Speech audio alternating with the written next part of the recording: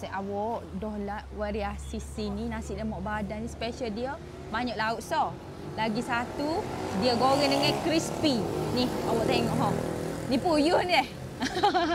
Kayak awak ingat anak-anak burung ke apa dak ni puyuh ni tengok. Crispy ni. Kegaringnya dia ni Ha, bila kita pegang ni dia juicy tengok. Saya buat ha.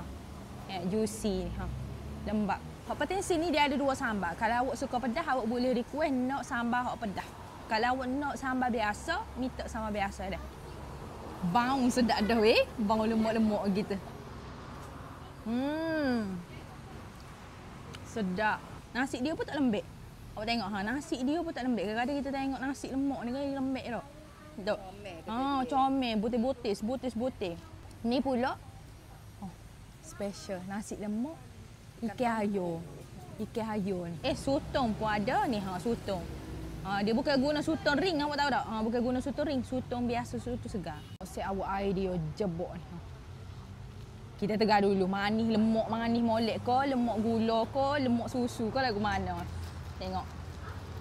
Teliu dah. Cukup rasa tak manis leting. Ada dessert juga sini ha ni. Ni. Kek cheese lele. Okey, ni.